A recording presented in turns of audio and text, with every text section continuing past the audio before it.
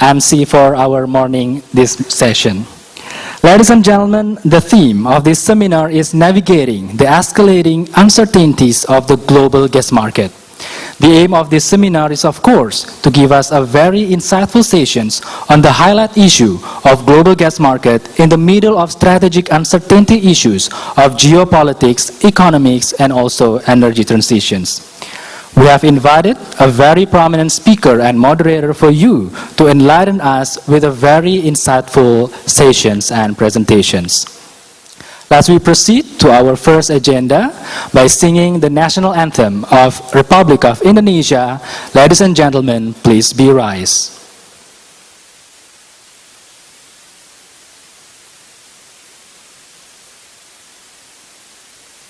Indonesia Raya.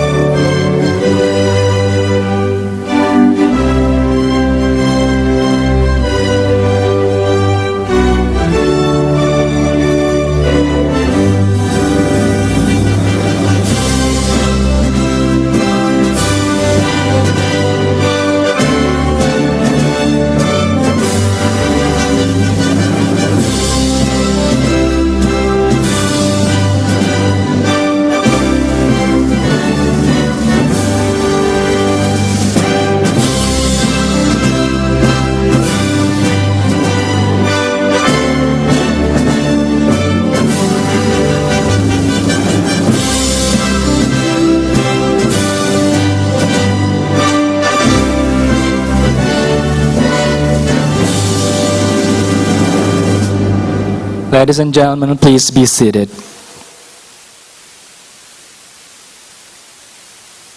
In this warm meeting, we would like also to welcome Mr. Dr. Satya Widya Ryuda as the National Energy Council member of the Republic of Indonesia. Good morning and welcome, Pak. And before we start our event this morning, ladies and gentlemen, I would like also to invite the Chairman of Indonesia Gas Society, ladies and gentlemen, Mr. Aris Mulya Azov.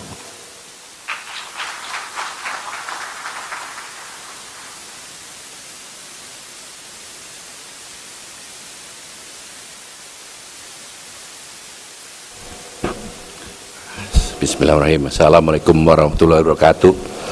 Salam sejahtera buat kita semua. Good morning everybody. Honorable Mr. Satya Yuda from National Energy Council, Jeff Brown from FGE, and then I see Pak Faris from PJN, and I think others from IGS committee member and invitee. Ladies and gentlemen, thank you for the coming this morning.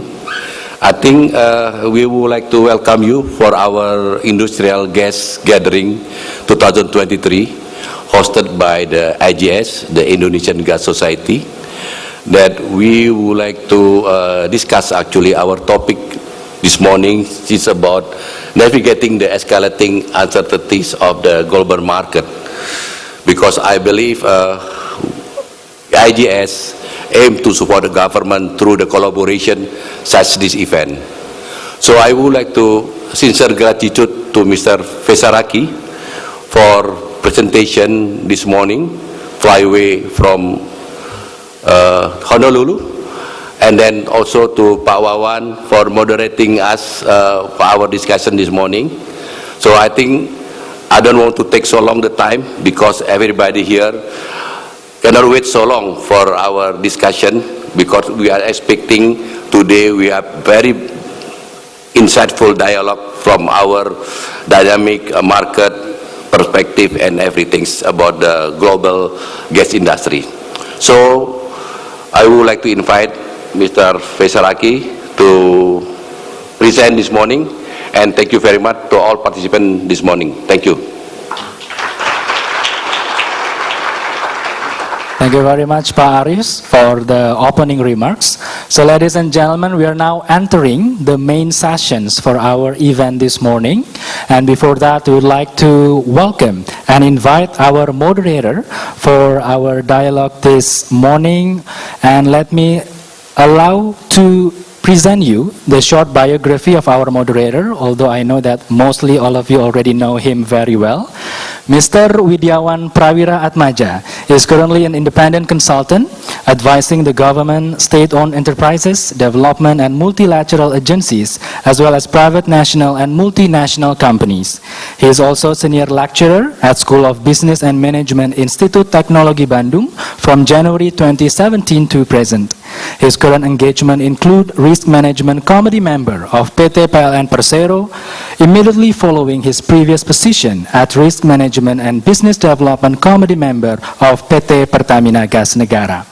He is also the board advisor of Pertamina Energy Institute and currently serves as independent commissioner of PT InnoCycle Technology Group Tbk. Ladies and gentlemen, please welcome Mr. Widiawan Prawira Atmaja.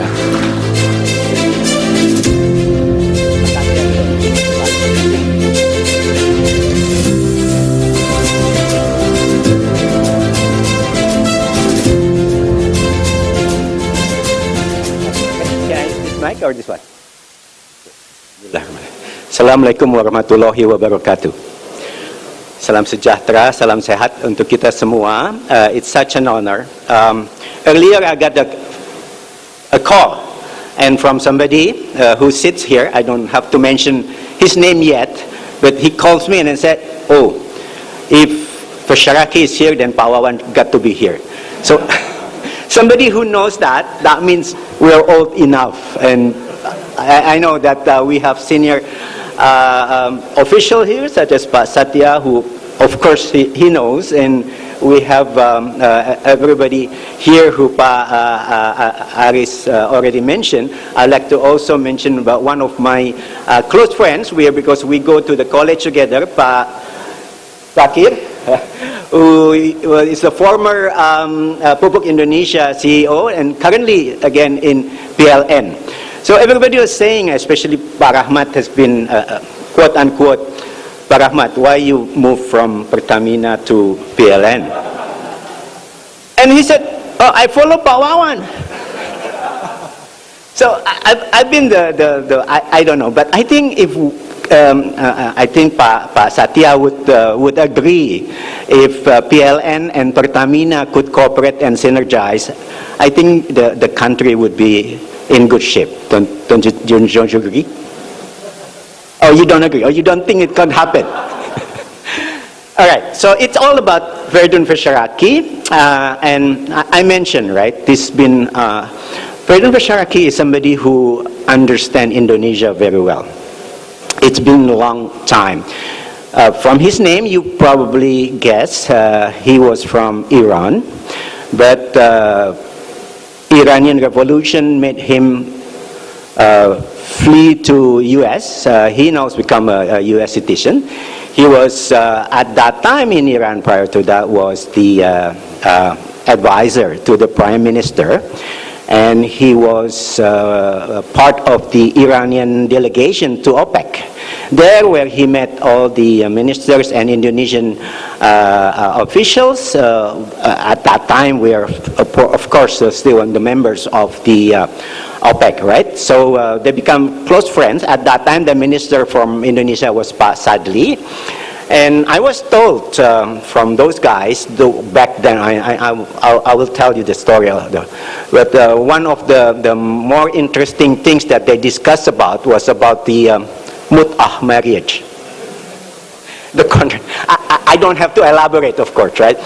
So I think he knows that long, right? But fast forward, Fesharaki was at that time was affiliated with an institution in the U.S. and Honolulu called East-West Center, and at the same time he was also affiliate faculty at the economics department of University of Hawaii.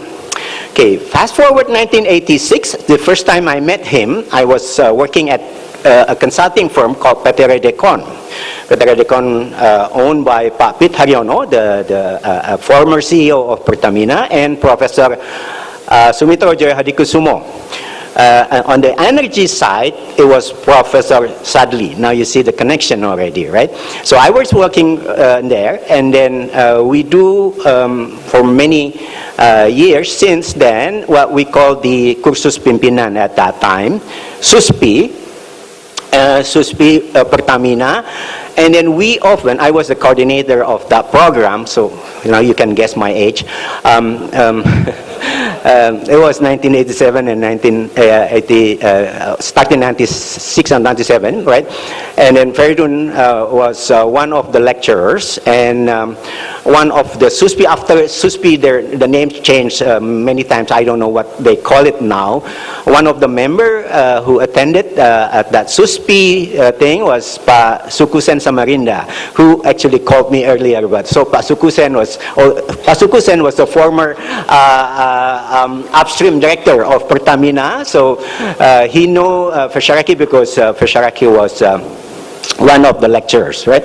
So Fereidun, 1987, we did at Redecon what we call the Energy Pricing Policy Study. The head of that study is a guy by the name of Purnomo Yusgiantoro, who became, of course, minister later on, right? So that was the story when I met with Fereidun Fesharaki in 1986, 7, and so on. He invited me to come to Hawaii, and then, well, as everybody says, that it's all history by now, right? I was intended to only come getting a scholarship from the Asian Development Bank for 2 years. I end up staying 15 years, working with Fereidun Fesharaki at that time. And one of my ex-colleagues, well, it's the later part of the years, Jeff Braun, who's now the president of Fax Global Energy. When did you start, Jeff? 2000. So he sits next to me at the office at the Fax Global and Fax office. So I came back in 2004 joining Pertamina. So it was 15 years. What I would like to tell about Fereidun Fesharaki is something like this. Aside of this is quite serious. Fereidun is a consultant. He's been there for so long for now, of course, right? He is the kind of consultant who's not only going to tell you what you would like to hear. I can guarantee you that. So he will tell you exactly what he has in mind. He doesn't mince words either. He would come and say, what you do is not right. I mean, not many consultants who would dare to say that, especially now when you actually banking on contracts over and over and over again, right? To get all the contracts of becoming. So Fereidun doesn't care. He would like to be very objective. But after all these years, he still goes to see minister, CEO of international oil company, just giving you a flavor of what he's been traveling all the time, right? About a month ago, he was still visiting the minister of oil, minister of Saudi Arabia, His Royal Highness Abdulaziz Salman. Abdulaziz is the brother of MBS, the Crown Prince of Saudi Arabia. So that kind of closeness, because he knows it from many, many years before. So Fereidun Fesharaki knows CEO of Pertamina from Pak Pit all to, well, he hasn't met with Ibu Nika yet, but he met over the online meeting. All the ministers so he knows Indonesia, and I think I don't know what's the word of, in Bahasa we call it suasana kebatinan. He understands what the suasana kebatinan is, the untold moods of, so if I could say that our industry is not baik-baik saja, is still not doing relatively well, especially if your business judgment, business decisions could be criminalized. I mean, I can afford to say these kind of things, right? I've been fired many times, so I don't quite, it's not that relevant for me for a position and stuff like that. But if this is the time when I think you could talk to somebody like him, who understands us, who understands things, who knows the world, who knows the energy. He's the energy guru for many, including myself, right? So you can actually tell him.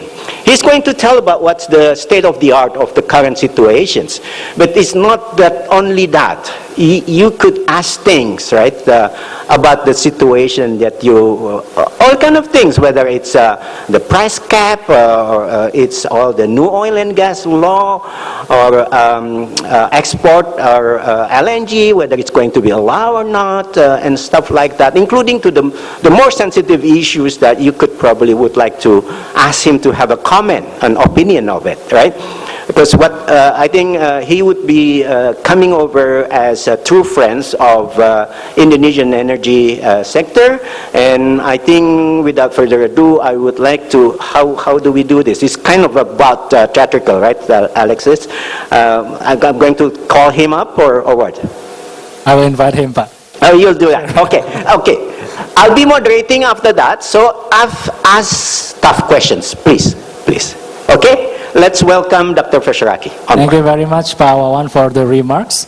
So, ladies and gentlemen, without further ado, we will entering the main sessions of this agenda, and we will meet our speaker in a few seconds. And before that, allow me to present you his short biography.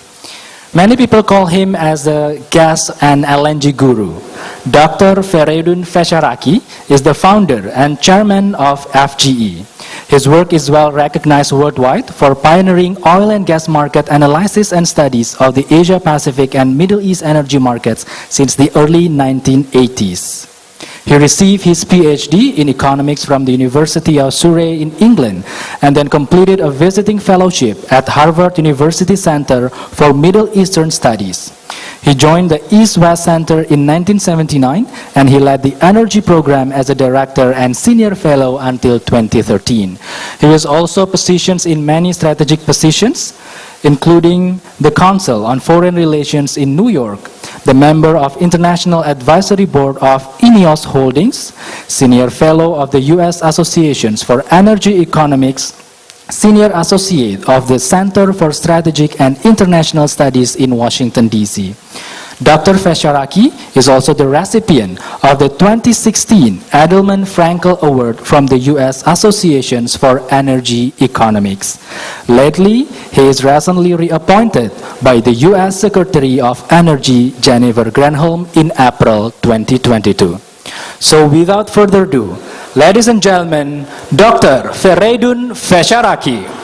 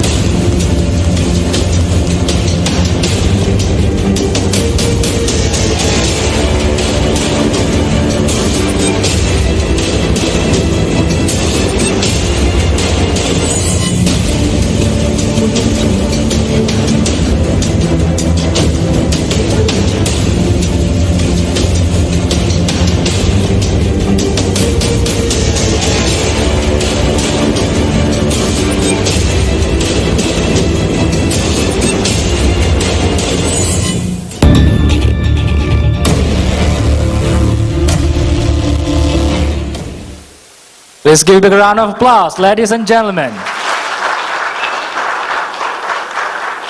Good morning, everyone. Thank you so much for your kind introduction. Pak Wawan, I overheard sitting outside your very nice and kind introduction of me. As Pak Wawan mentioned, it's been a long time, almost 40 years since I came to Indonesia, and I have seen lots of changes, some positive, some negative. But when you love a country, then you take the good and the bad together. And that has been my motto. My two colleagues are here, Dr. Jeff Brown, President of FGE, Alexis Ake, who is the big boss of the LNG business, and she is the one who runs the global gas and LNG team. But you know, after years and years of having so many staff working for our company, I decided that it's much cheaper to go to a crystal ball. No salary, no pension, no expense account. Everything is easy. You just ask the crystal ball what to do. And so before I came here, I had a good discussion with Crystal Ball, and Crystal Ball gave me some ideas about what to say to you today.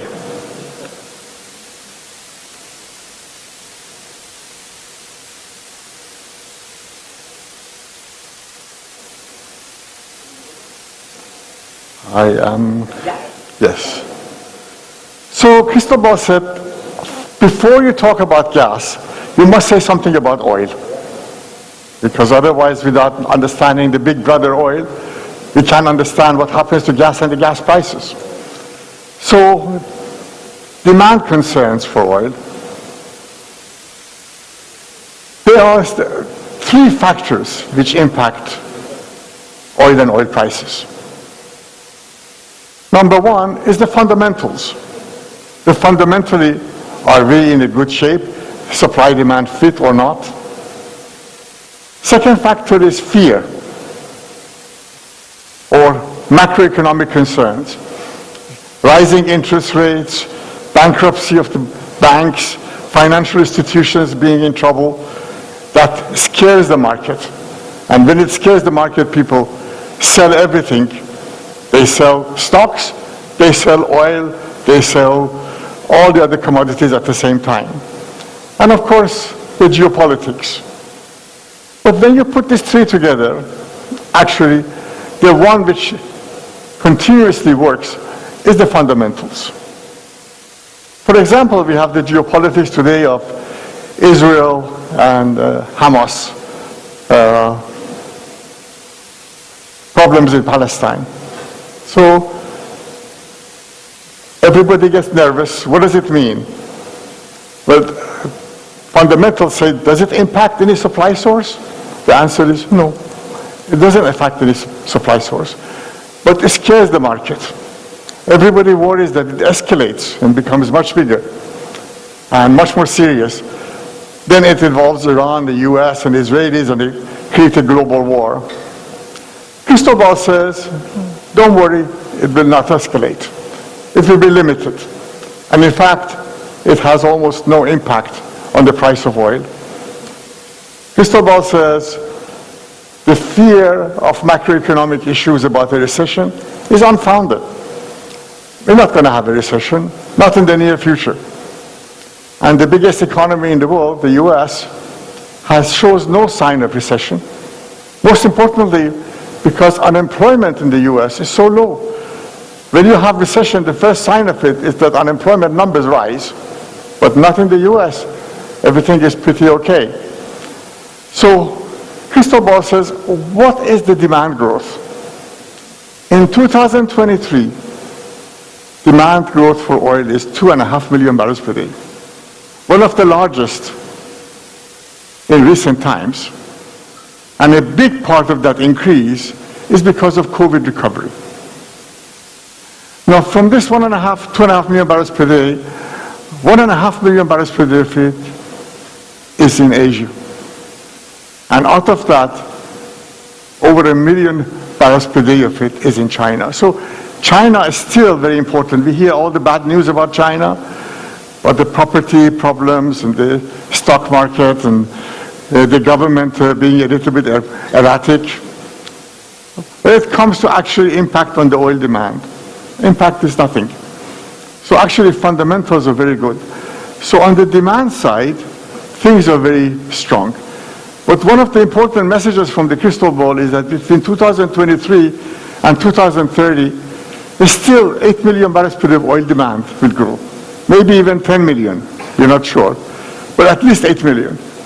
This is important because people think, okay, EVs have come, oil story is finished, everything is going to collapse. The impact of the EVs mainly is in the 2030s, not in the 2020s. And there is still a lot of growth in demand left in front of us. So the fundamentals look pretty strong despite the fears, worries, and geopolitical concerns.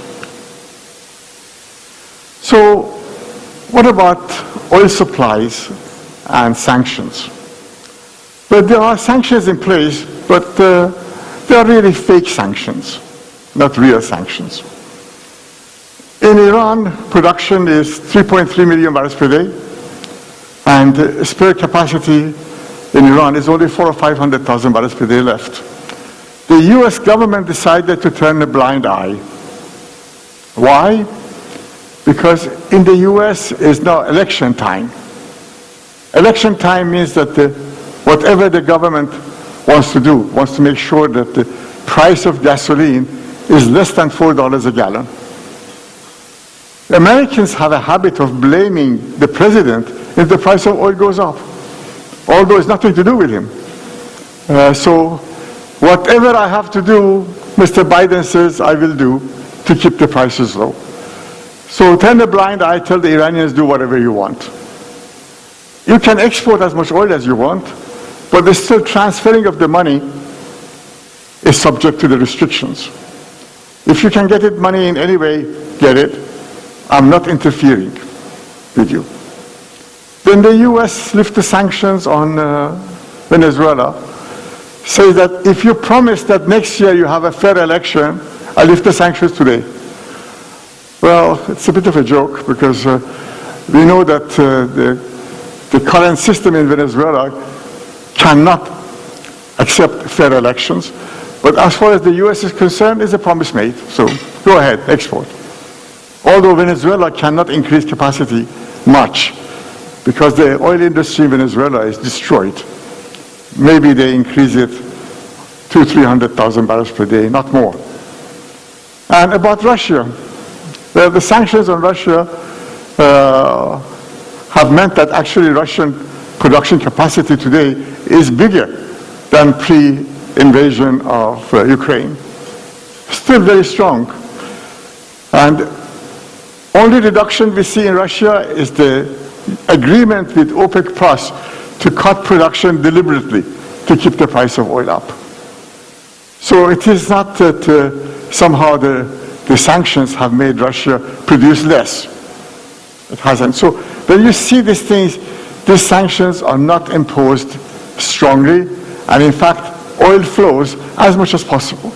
So you think the oil market is one big swimming pool? If you take one bucket from this side and put on the other side, it's still the same pool, except that transportation costs become bigger.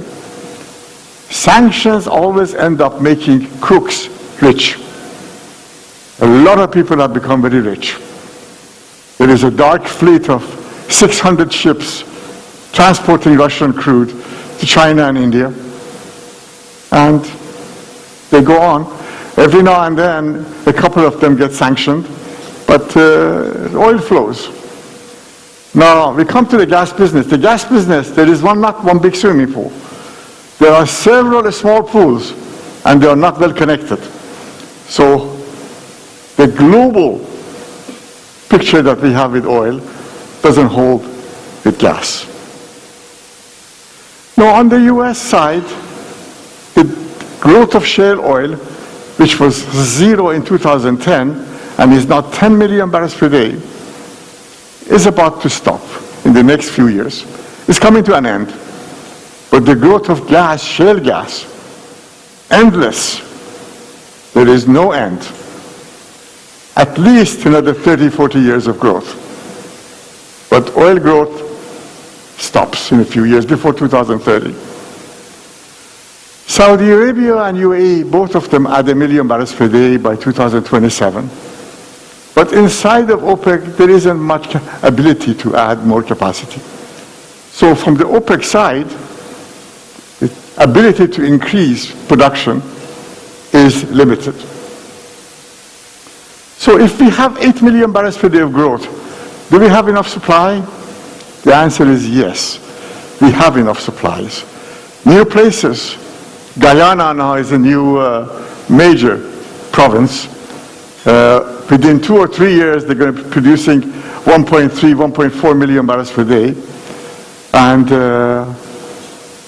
as you know, that Chevron recently bought into a partnership with ExxonMobil in Guyana. So there are spots which still produce a lot of oil. Brazil looks pretty good. A lot can come out of the different parts of Africa. Latin America still produce.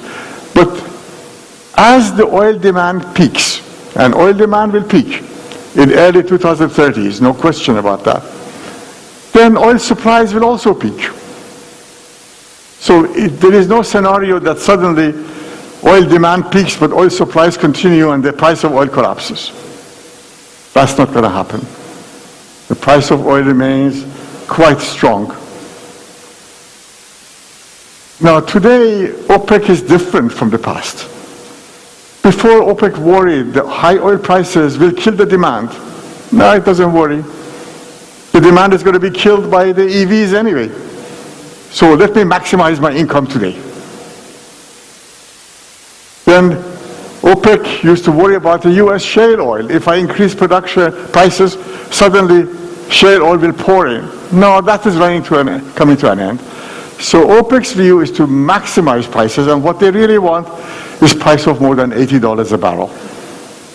Now for the rest of this year, Crystal Ball thinks that the fundamentals tell you that the price of oil is $85 to $90 a barrel. Next year, things will be different. Why? Oil demand growth next year will be much slower than this year because COVID recovery is done. So this year, 2.5 million barrels per day. Next year, 1.5 million barrels per day, 1.6. China this year, nearly 1.5 million barrels per day. Next year, only 500,000 barrels per day. So OPEC has to continue to do the market management by cutting production to keep the prices above $80. Still, it will be a challenge. So Crystal Ball thinks next year, the prices would be $75 to $85 a barrel. But longer term, the price of oil is sustainable at $65 to $70 in real terms, inflation-adjusted terms, for the next 20 or 30 years. So in the LNG business, if you want to say, okay, what kind of price I keep in mind for oil index prices, I think the right number to think is about $70 a barrel over the long term in real terms, without worrying about inflation. Now, what about LNG prices? Well, LNG prices remain high through 2025-26. Why? Crystal Ball says that when you have a production, FID, bringing LNG to the market, then 6 or 7 years after that, LNG enters the market. So in 2016 and 17, we did very little FIDs. Because of that, at the moment, the market is tight.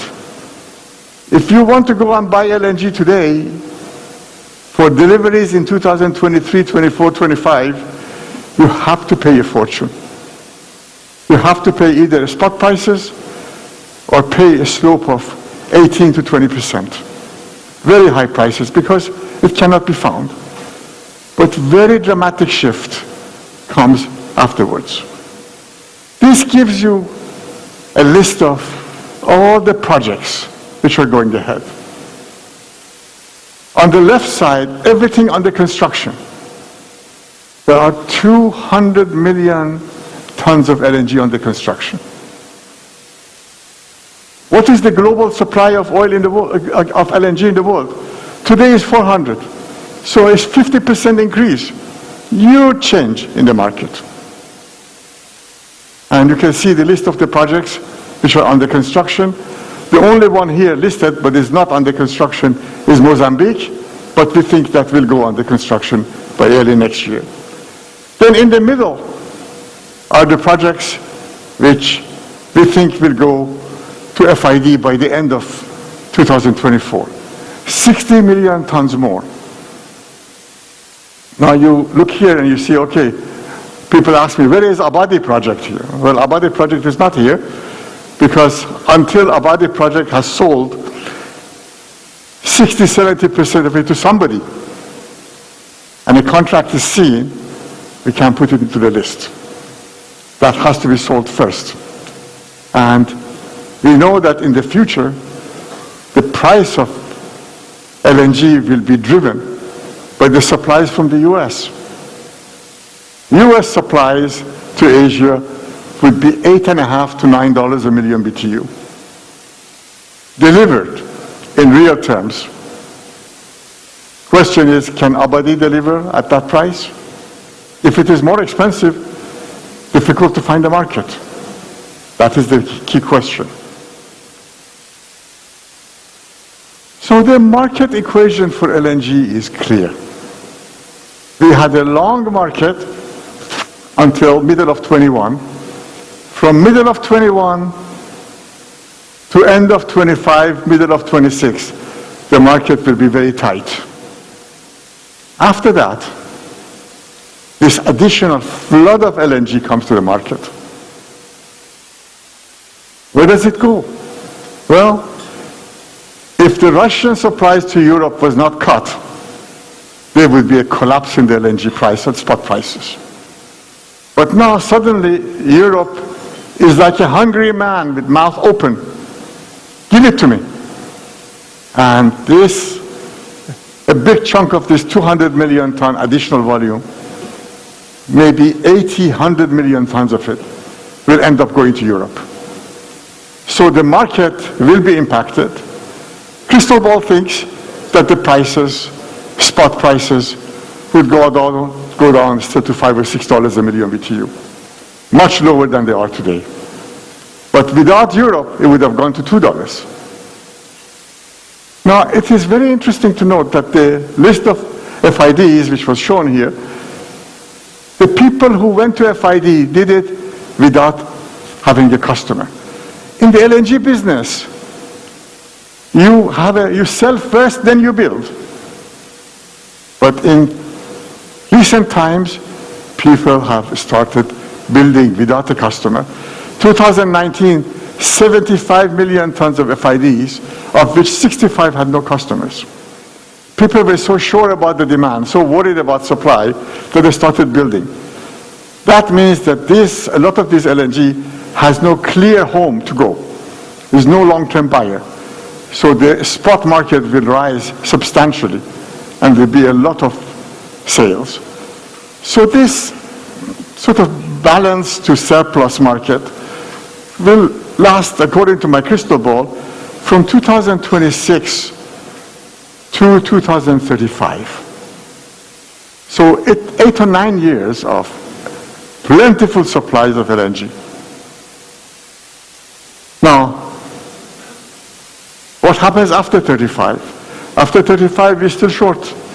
We have to have more FIDs. We have to have more LNG coming to business. So crystal ball says, dominant sellers and buyers. On the supply side is US, plus Qatar. But Qatar is, as a very big player, with the new 6 trains that they are building, they come to the end of the road. There is no more after that. But in the US, there is no end. They can build and build and build. On the demand side is China. And of course, you know, the politics between US and China are not so great. And if the Chinese one day invade Taiwan, the US will put sanctions on all exports of any oil and gas to China, leading to a global chaos in the market. So we just hope the Chinese decide not to do that. China are very important, but there's still lots of buyers. Lots of buyers. Today, active buyers, of course, Taiwan is an active buyer, Thailand is an active buyer. We have new buyers in Vietnam, in Philippines, and Indonesia buys and sells at the same time. But as time goes by, and I am very optimistic about the new E&I discovery in Indonesia, but given the economic growth in Indonesia, Indonesia is likely to remain a buyer of LNG more than a seller for decades to come. In 2022, 44 million tons of SPAs were signed with the US. Half of them were Chinese companies. But a big part of the others were international majors. So international majors like Chevron and Exxon, Shell, Total, which are big producers of LNG around the world, they also go and buy LNG from the US. They don't produce it in the US themselves. I ask Cristobal why. If you're Chevron and you have so much gas in the US, why don't you build your own LNG plant? If you're Exxon, why don't you do it? It's your own country. The government has no role. There is no SKK gas in US. And the US government actually has no national oil company, no power. The US government's only power is on environmental issues and on exports. They can restrict the exports for national security. But they have no role in the energy sector altogether. So why is it that these people are not building there? The reason is because the rate of return in the US is very low. 5%, 8% rate of return. For big boys, it's not big enough. They rather have somebody else do it, and they buy from it. They don't have to worry about the environmental permits. They don't have to worry about the shareholder objections. They don't have to worry about the students demonstrating that you are expanding the fossil fuel business. They are just an off-taker. So let somebody else build them. So who is building them? Small players, either small utilities or private equity firms. And they don't deliver on time, there are lots of delays, lots of problems. But the off-taker, biggest off-takers have been either the Chinese or the international majors themselves. Now, international majors, they buy LNG from the US on the basis of a 20-year contract of Henry Hub. And Henry Hub prices do deliver the lowest price. This is beyond the shadow of doubt. Any time that you want to buy LNG anywhere in the world, and you can buy it three ways. You can buy it on the spot, you can buy it on oil index prices, or you can buy it on Henry Hub prices. Henry Hub prices are steadily and long term would be lower. So they buy that, but you have to have 20-year contract. Today the Japanese, they don't want to sign 20-year contracts. They worry about it. So the international majors buy it 20 years from inside the US and sell it at short to medium term. Sell it on the spot, sell it on the basis of a 5-year contract, 10-year contract, whatever. And the margin between is huge because you buy it at a low price long term and you sell it at the market. But you have to believe that the oil prices will stay high. If you think the oil prices are going to go to $30 a barrel, then of course oil indexation will become very cheap.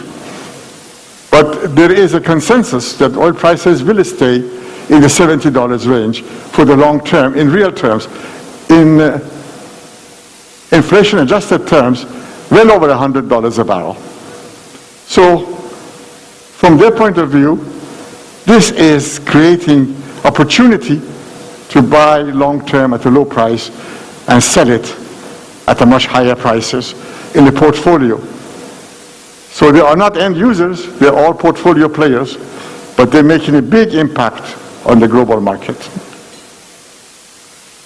So Cristobal asks, why did we pick 2050 carbon neutral. Well, 2050 is a nice round number. Second is that the politicians who promised it will all be dead by that time. And except for Europe, then carbon neutrality is now a religion. No one really believes carbon neutrality by 2050, so I don't care who promises it, it can happen. Still, the environmental narrative has to be maintained, as no one wants to be seen to break the ranks. Everybody agrees we have to do it. Meanwhile, Europe hollows out. A lot of industry from Europe is shifting to US, where gas prices are permanently lower. I told you that the swimming pool in the gas business is different. There's a US swimming pool, there is a Europe swimming pool, there's an Asia swimming pool. Asia swimming pool is always the highest price, and US is always the lowest price. The cost of transportation in between is what bridges the gap between the two. So we have to do this. We have to understand that energy transition without natural gas is impossible. Natural gas is absolutely essential for energy transition. And that the process of doing away with oil also is going to be a very, very slow process, because we have, let's say, 100 million barrels per day of oil demand in 2019 before COVID. During COVID, it went down to 80 million barrels per day. It's now 103. So we recovered COVID and we're above it. We will go to 110 million barrels per day before we peak. OPEC and the Saudis say actually we go higher. We go to 116 and it stays there. Well, anything that you read from IEA, you cannot trust. Because the IEA is basically a political organization. Tells you things that the ministers in Europe, they like to hear. Well, can you trust anything that OPEC says? A bit more than the IEA, but they also are they are bidding their own story. And their own story is that this will go higher this day. But the reality, according to my crystal ball, is that it goes up to 110 million barrels per day and slowly comes back to about 100 by 2050. So 2050, oil demand will be about the same as it is today. So those who think that it will collapse and go away are mistaken. The oil industry remains big and substantial, but there is no growth anymore. Gas business continues to grow until mid-2040s, and then it will be flat. So another 25 years of growth in front of us. And all of the things that we see bringing carbon neutrality has to be involving natural gas. Without it, it's impossible. Crystal Ball was very happy that now lots of people have become more realistic. BP used to be the company which said, I want to shut down 30% of my production by 2030 and move away to renewables right away.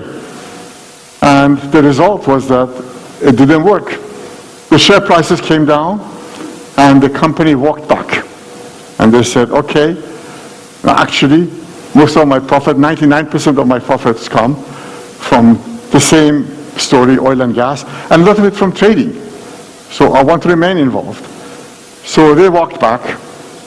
The most realistic among the international majors from the beginning was in Europe, was Total, which said, President of Total said, please let me make money from the black energy so that I can spend it on green energy. But if I don't have the money on the black energy, I can't spend it on green energy. In the US, the American companies, they don't worry so much about the political pressure as the Europeans do.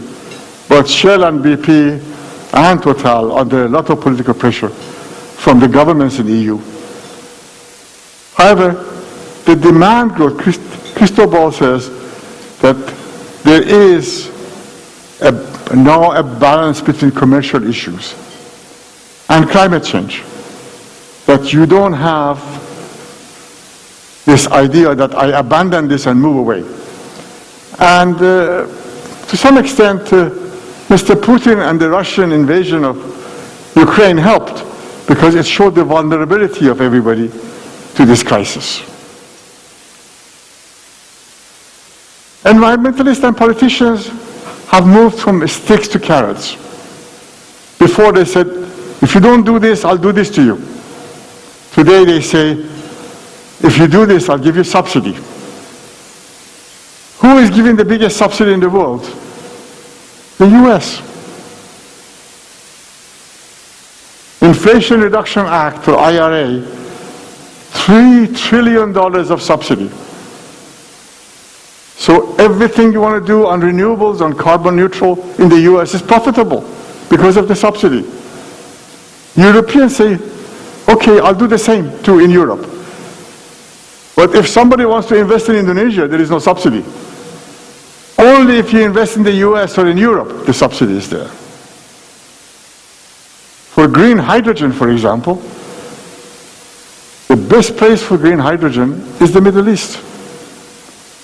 Saudi Arabia, Abu Dhabi, Oman. But where is the subsidy? Who's going to give the subsidy? And who's going to be the off-taker? You need a subsidy and off-taker together. If you don't have it, then you don't have a market. So all of these new energies are moving to US and Europe because of the subsidies. And I know Indonesia has a dream of green hydrogen, but again, we have to see who is providing subsidy, because economics of it doesn't work. Maybe it takes until 2035 or 40 for the economics of it to be equal to other sources. But until that time, anything you want to do will require subsidy. No, the crystal ball's bottom line, there are exciting opportunities in new energy, but companies could win by being second. Please don't try to be a big player, a first-time player. Be a last-time player. It's okay. If it is Google, you want to be in the front. But if it's new energy, you want to be in the back. Let somebody else pay for the costs, reduce it, and technology gets developed, then you pick it up. You don't have to rush. Please be patient. That's what Crystal Ball says. Thank you very much for your kind attention.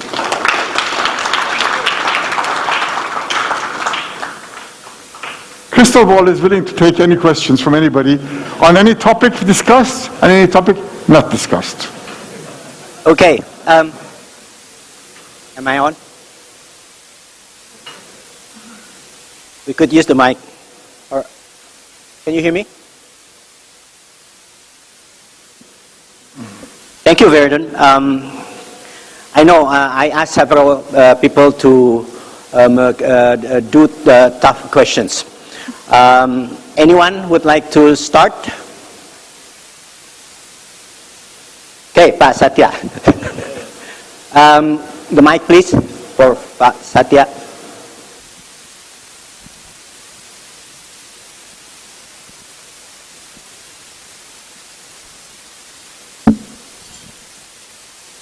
So, Fereidun, we have a representative from Pertamina, of course, PLN, PGN, of course, the production sharing contractors, right? Pa Satya, you know, from National Energy Council, okay? Used to be with BP, but in the middle, he was the politician from Golkar. Yes. So, go ahead, Pa Satya. Well, thank you. Thank you, Mr. Fereidun Fesharaki, that I think you give us, not only me, but I think people in the room, enlightening about the future of gas business, you know, after the people think that we have to move from fossil to renewables. where Indonesia tend to be a climate change believer. So myself as a policymaker, of course, we like to translate it into our scenario. Like I spoke earlier when we met in the other room, that we still put gas as a buffer for the transitions in Indonesia from fossil to renewables. But again, however, we still have quite a challenge on the gas reserve after 2030, because of not many numbers now floating around to have a certainty on the gas reserve after 2030, while our scenario that has to be a picture until 2060. And the thing that I just want to make sure to you that whether are you a climate change believer or deniers? Oh, climate change is real. Real. I mean, yes. All right. Okay. That's at least we are at the same page. Yes. Yes. Yeah. However, we know that in our scenario, in Indonesia, the energy transition scenario, that even though gas is considered cleaner, fossil fuel cleaner than others, but we still put carbon capture, storage, and utilization as well, to that scenario. So whatever gas is going to be delivered after 2030, it has to be plus with CCS and CCUS. Even though economically we've still been challenged because of, nowadays it's still expensive. But as far as this is a scenario, we put it, for, CCS, CCUS, and after 2030. If we can monetize it before then, that we are lucky enough. If the developed country could invent technology that become cheaper and competitive. And the second one that I like also to make sure to you that Indonesia, I'm listening what ASEAN Energy Center presented the other day, that ASEAN is going to be the net gas importer by 2025. Even though not the case for Indonesia, we still expect that we still have gas until 2060. So how do you see that ASEAN as a future market probably for US as well as for Russia? I believe that Russia is also have a big reserve on gas. So I don't know whether you are at the same opinion that Russia will play an important role for the future after, assuming that the tension between Ukraine and Russia is going to be end soon. I think there's two things that I like to. All right, so I'll answer your second question first. Sanctions always end. Sanctions are not forever. But let's assume there were no sanctions on Russia. What would be the Russian contribution on the gas front? Russia was supplying Europe and was supplying China. So now the Europeans will never buy from Russia that volume again, even if President Putin goes and the system changes. Our highest scenario is that maybe they buy 50% of what they bought before. But even that is the maximum. So Russia has extra gas. So what to do with it? That gas, the way because of its location, it's not so easy to export it to China. So the Russians have brought up the concept of power of Siberia #2 and offered to China that I will build this for you and export it to you.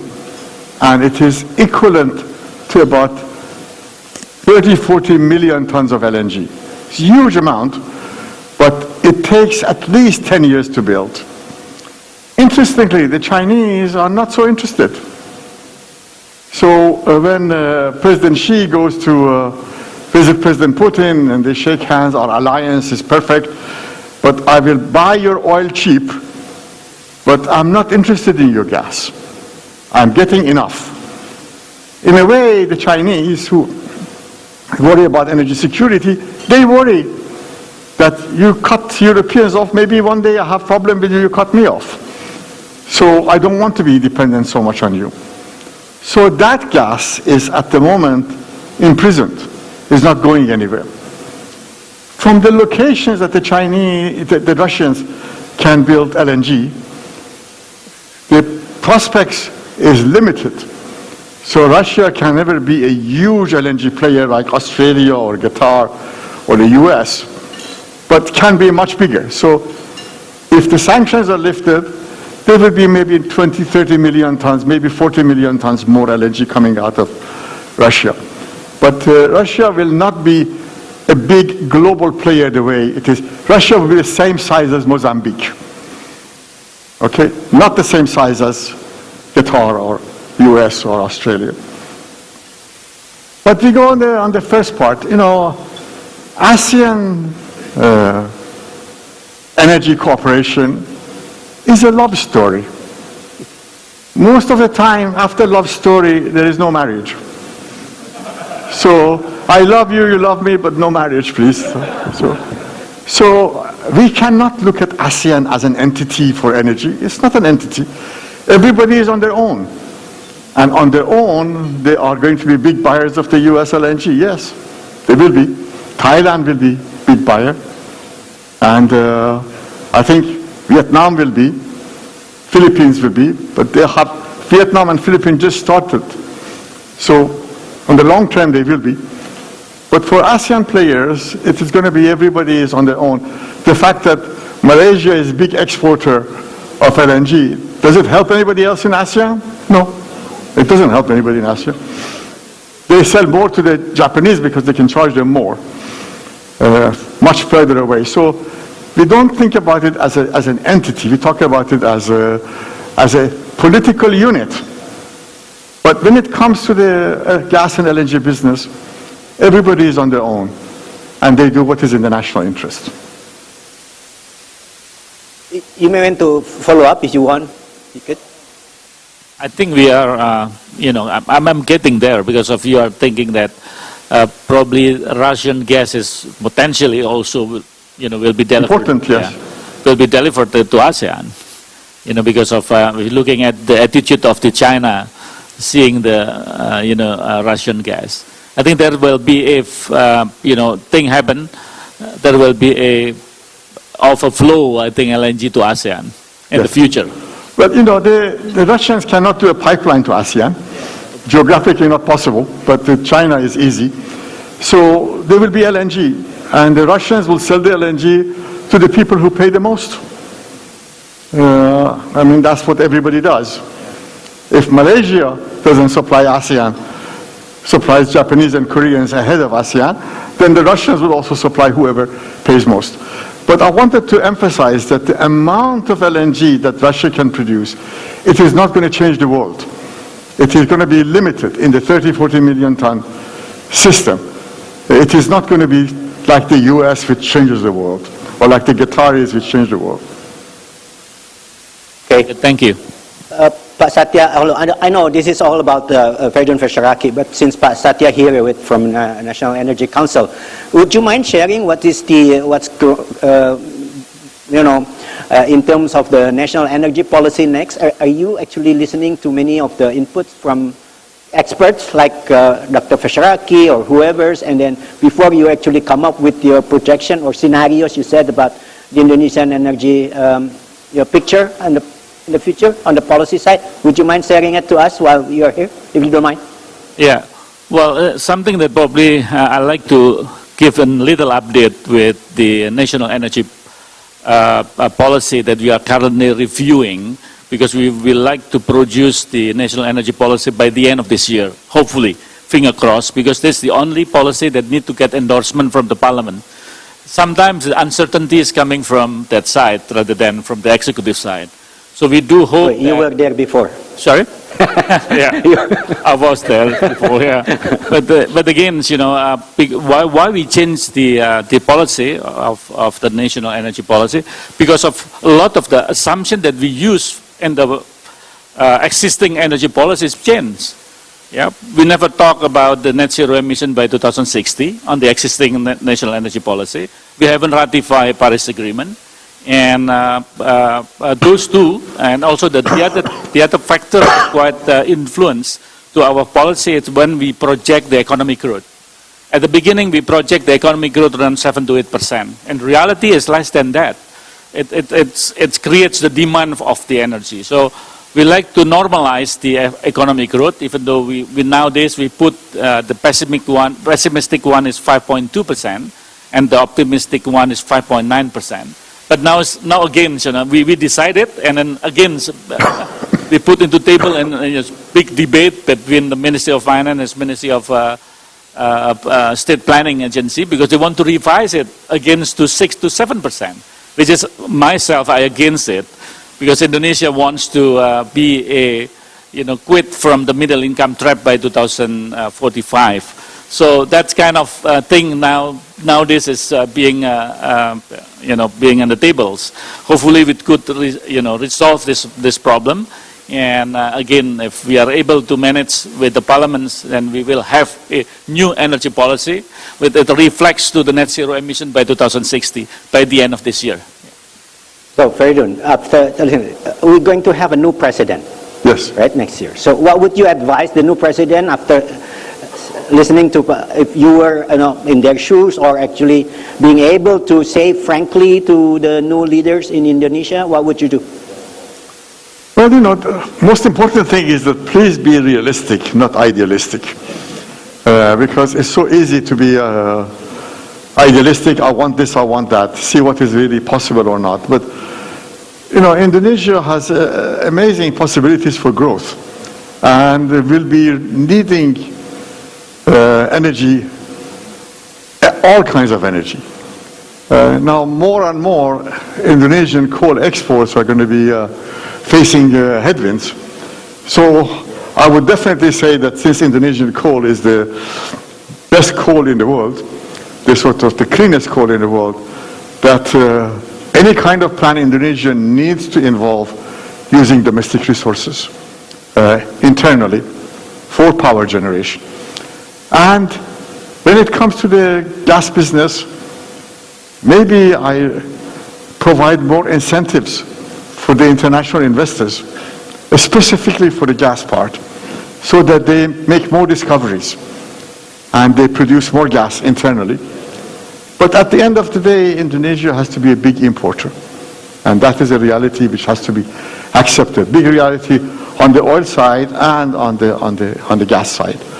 And for that, maybe making some plans about having some long-term international investments which would produce the gas that Indonesia needs. And those investments have to be in the US. There really is no place else for it to go. In the US, you can make the investment reasonably and have equity holdings which will entitle you for long-term supplies. These are the things that I would add, but as I said, number one issue is just to make sure that realism takes over idealism. Okay, thank you. We'd like to have the opportunity for, before I ask the audience to ask, we have time. But Pak Aris, would you like to say something about when Fereidun mentioned about investing outside and bringing back things to Indonesia? Is Pertamina doing that? Or, well, of course, I understand you're not on the upstream side of the business. Maybe somebody from Pertamina Hulu Energy, Bu Mutia, would like to say something about the plan if acquiring, or whoever. Is it? Well, Dr. Fesharaki is suggesting that you're making investment outside Indonesia. Are we doing that from the Pertamina's perspective? Sorry, if I understand your questions previously, that you're asking about whether the Pertamina investing outside the Indonesia on this. Yes, indeed. In terms of the overseas investment, I think we are quite aggressive in terms of M&A activities because that's the only way to fill in the gap. Because we are currently facing the significant declining rate of the upstream domestically, and I think to be able to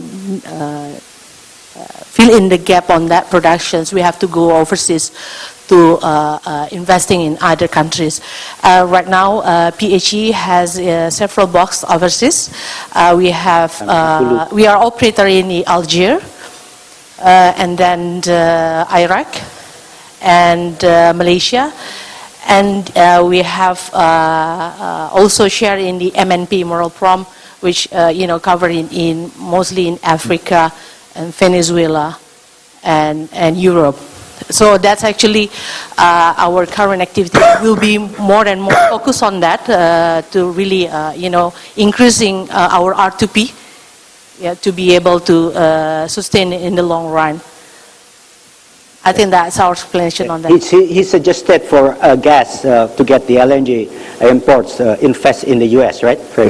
Yeah, I think those are the things that we will study a bit more. Looking at.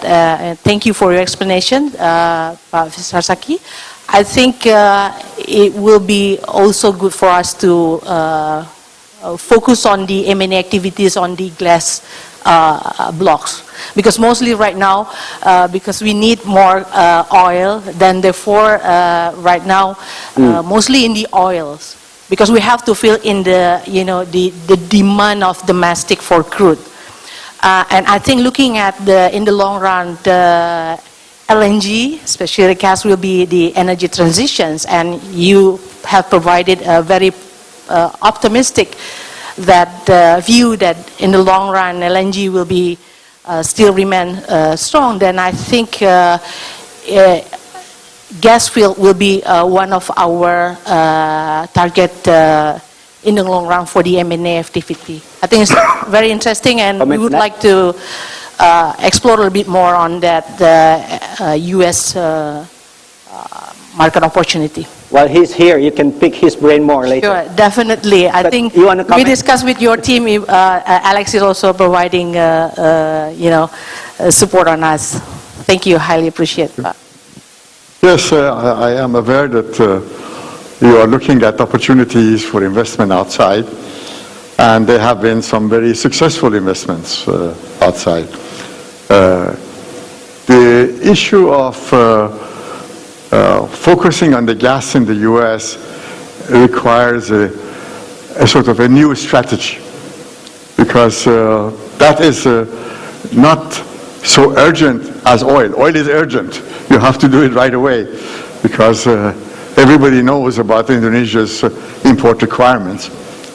So the interesting thing in the U.S. options don't go away. There are more opportunities coming in there, and either long-term contract or equity holding options are available, even if you don't rush. But the oil side, you have to, more urgency, you have to face. Thank you. All right. Anybody else would like? Oh, Pak Aris, go ahead. Thank you. You Just would like to add from Ibu Mutia. In the upstream side, actually Indonesia right now, especially we have discovered new potential gas sources. So if you compare, like you mentioned, in US is very giant discovery. I just need your advice, how we can compete actually in the business, especially in strategy, to compete with the price. You mentioned Marcella is very difficult to develop because difficult to compete the pricing with Henry Hub in US. But in Indonesia, we have in Aceh, you have discovery, in the Bali North, in the Warin, in the Bintuni, and the Ganal also, a lot of discovery of the gas sources. So what are your advice actually, how we develop the project? Because Indonesia also need to develop this gas potential. Thank you. Actually, the answer is rather simple. Because the U.S. is going to be the biggest supplier, the marginal supply from the U.S. is going to set the global price. So in the U.S., things are quite easy to understand, because there is the price of gas is transparent, everybody knows. Midstream costs are transparent, everybody knows the pipeline gas. Transportation by ship, everybody knows. The question is only liquefaction. And the liquefaction costs have been reduced a lot. So, as I mentioned earlier, you can get the long-term supplies from the U.S. at $8.50 to $9 a million BTU, delivered into Asia in real prices. The question is that all the discoveries in a sort of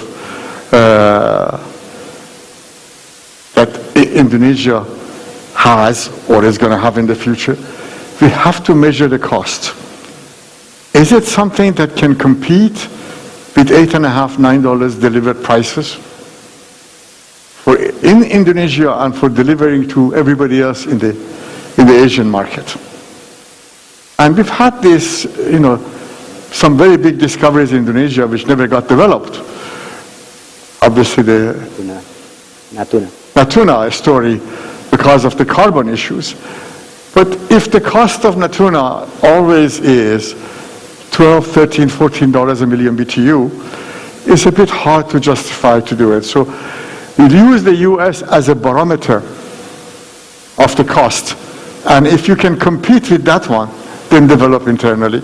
But if the domestic costs are so much more, then perhaps we have to wait and not look at it from a nationalistic point of view, but from an economic point of view. Okay. Anyone would like to? Greg? No questions. Okay, Bu Mutia, go ahead. Thank you, Papa. I think echoing what Faris already mentioned, and you mentioned about, Pak Satya also mentioned about the imposing CCS, CCUS in every single project in Indonesia. If we know that to now most of the new project coming in already included in the CCS, CCUS. And, to be able to be competitive enough with that, having this CCS add on into the project, then it is very challenging for us to, commercialize the project, right? Because, probably without the CCS, still challenging, but probably we can be a bit competitive. But add on this, make the major project become difficult. So for example, if you say that Masela, right? We have competitor, the LNG coming in from the US, and I think probably as you mentioned, the Asian market, the emerging Asian market like Vietnam, Philippines, and so on, will probably become the new potential market. How do you see this? I mean, looking at that, the government imposing this CCS into a new project in Indonesia, and you said need to be realistic, and how this emerging between the competitiveness of US and the demand increase in LNG. How do you see this, and any suggestions on those kind of policy? Actually, I'd like to ask Dr. Brown to talk about this issue because he's been looking at this subject. Yeah, I mean, it's a great observation. I think this does add to the challenge here, because if you look at the U.S. now, as Fereidun said, you need to be competitive around $8 or $9 per million BTU delivered in Asia. They also are developing substantial CCS alongside their LNG to be able to, partly because the Europeans want it, right? And the costs, even before all these subsidies, the costs were lower than a lot of parts of the world because they already have storage. The costs on the Gulf are quite low for CCS. Now with the subsidies, it makes it even more attractive there. So the simple reality is, I mean, the U.S. Gulf cost base for all these things, now with the subsidies, it is challenging to compete with. What do you have here? Of course, you're close to the final market. So really you have to look at that transportation differential at the end of the day. But I do think you're on the right track there, sort of benchmarking off of U.S. Gulf Coast to see what's truly, truly competitive here. Because as Fereidun says, that will be the marginal market, both for LNG, but also for sort of new energy and CCS areas. I think, this is a key issue to keep in mind, that CCS and CCUS, still new technology, is still being developed, but it would add several dollars a million BTU to the price. $2, $3, $4. But in the US, with the subsidies they give, maybe 60 cents, maybe 70 cents. The rest of it is paid by the government. So for the US projects to do the CCS and CCUS, they have a major advantage because the US government is paying for it. Here, if you want to do it in Indonesia, you have to pay for it yourself. But there, it is part of this multi-trillion-dollar IRA that the US government has put forward. So everybody in the US is very brave. I will do CCS, right? Because most of the money is paid by somebody else. And this again opens the key question that many governments, such as the US, they do this as domestic industrial development policy. They don't care about the global market, about the global carbon. They care about creating jobs in the US.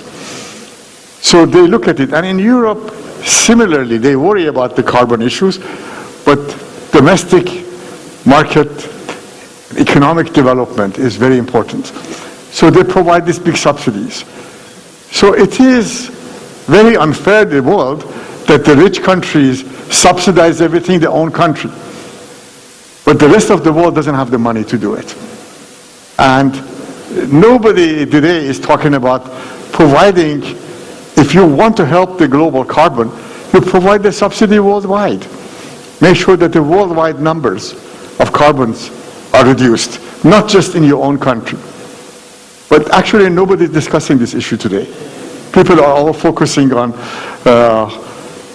getting rid of the carbon, but the cost of it and the subsidies required is now divided so heavily in US and Europe, and the rest of the world has to struggle to compete. Okay, getting more interesting. Pak Rahmat.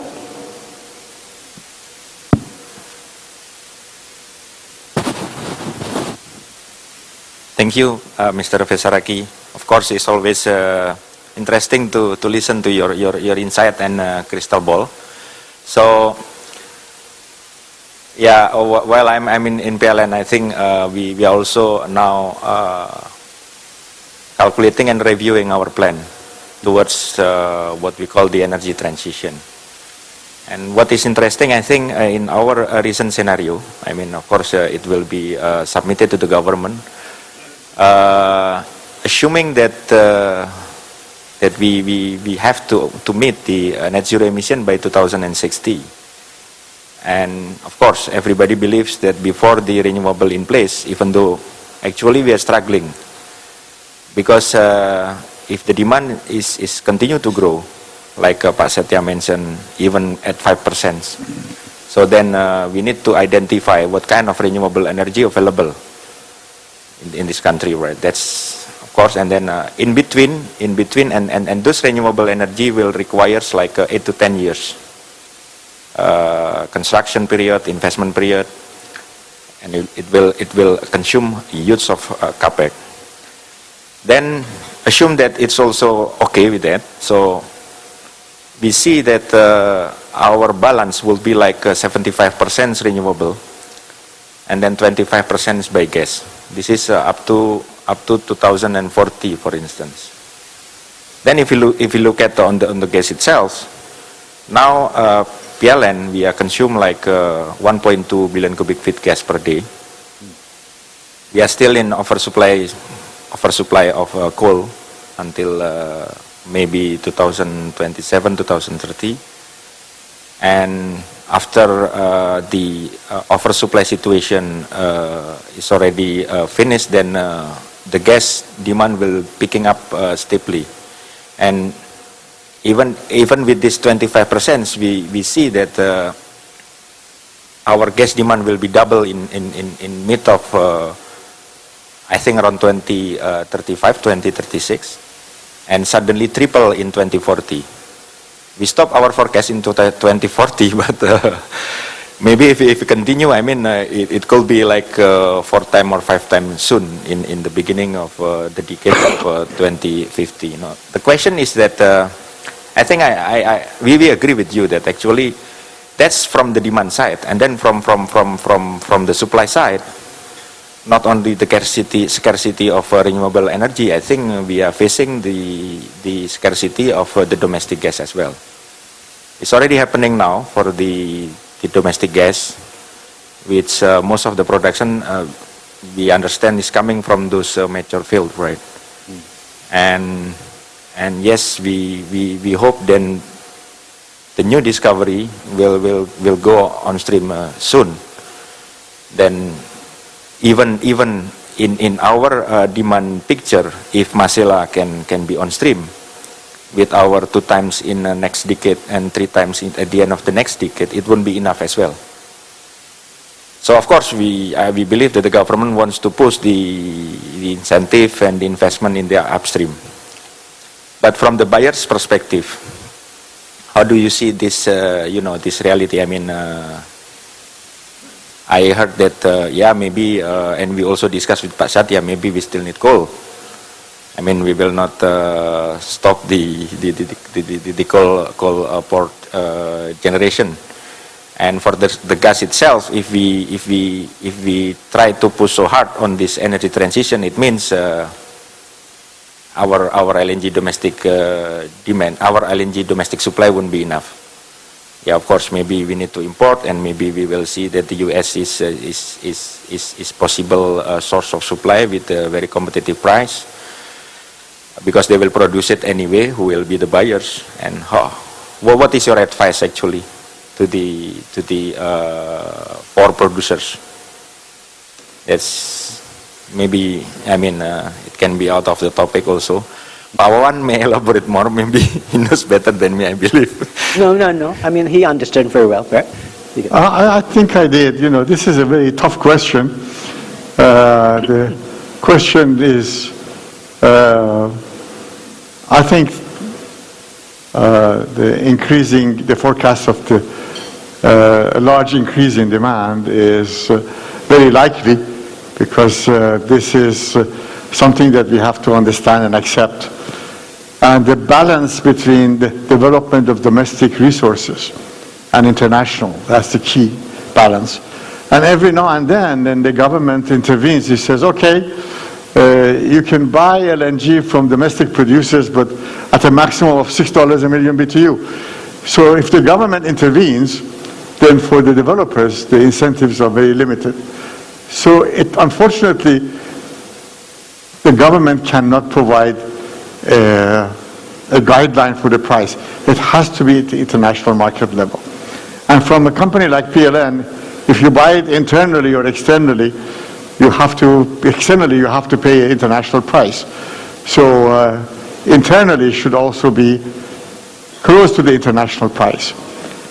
And the issue at the end is the decision making of, do I develop this resource internally but the cost is too high, or do I keep it there and don't develop it? Politically, very much pressure. Let's develop whatever we have ourselves. But at the end, as long as PLN has to worry about the balance sheet and economics, have to look at what is possible. And the key strategy is to diversify, buy from different suppliers, and a mix of domestic and international. So I by no means suggest that you buy everything from the US by any means, because the US has its own risks. If some president like Donald Trump becomes back as president and somehow he gets upset about some issue, said, okay, stop export to Indonesia. He can do that. He can actually impact every LNG export project in the US has a clause that the president can stop the exports based on national security ground. And national security ground defined by the president, whatever they want. So it has to be a diversified policy, but the realistic part of it is that it is going to be very challenging and it's going to be widespread. You have to prepare to be a bigger and bigger importer. And to be a bigger importer, you have to spread your wings. You have to have an office in Singapore, which will help you. Singapore is the hub for LNG imports into this region. You have to have teams of people who visit the people in the US. And this is not the old story of tenders. It's a whole lot of bilateral negotiations. So you have to spend a lot of time talking to people and understanding who has what and who has what spare volumes available and what are the prices they're selling to other people. I don't want to pay more than the other people, but I can't pay less than the other people. These days, it's not an easy question. In the LNG business, everything is not transparent. You don't know the person who's supplying you what price they've sold other people. Unless you talk to Alexis, who can tell you who is paying what. There is no access to the information in the market. It's not available. But it is going to be a very challenging issue between domestic and international. From outside, it's easy, because I don't have to worry about domestic politics. But from Indonesia, inside of Indonesia, it's going to be a very tough question. That the governments are all populist. They want to push for something that people like. And developing domestic resources for domestic use is the most popular thing to say. But the economics of it is not always the right question. Fereidun, I'd like to, again, with this type of issues, I think you appreciate where the question's coming from. Yes, right? I understand. Because it's not always easy to make plan and to execute here, right? We know that oil you can just buy, and we know all the prices are quite transparent through MOPS or things like that. But in LNG, then you know what happened to Pertamina decision trying to anticipate, right? They're doing things in terms of buying coming from US, Australia, Mozambique, and stuff like that, right?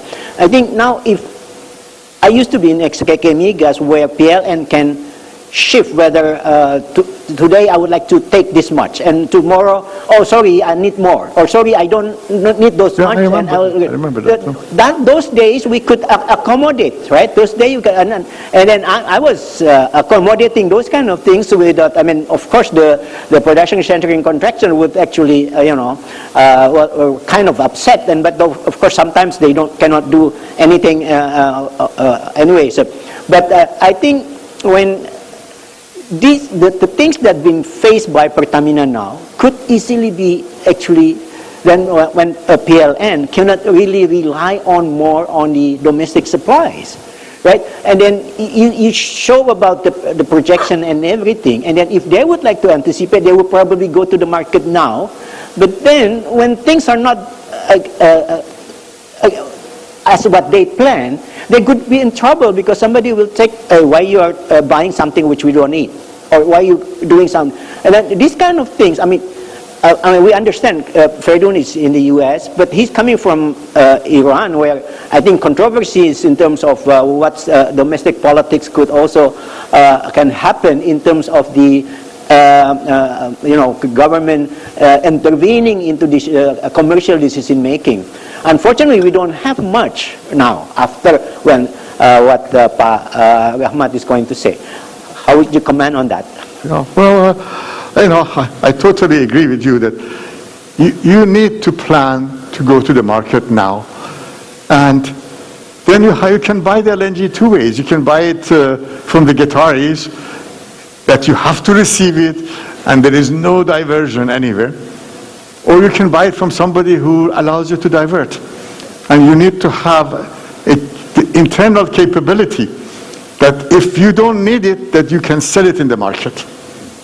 And that internal capability is essential to be able to do the diversion. So you have to buy some minimum amount from those who insist on destination, and the maximum amount from those which give you the flexibility. So you think then Pertamina was too advanced at that time, and they are actually now being blamed of doing what we thought at that time was a good thing to diversify our supply, right? Yes. That was the answer. Okay. The policies was the right policy, diversify. I just also would like to go into Pak Rahmat. Pak Rahmat, you mentioned about that, but the planning that you said, is it going to be actually reflected in the new RVPTL?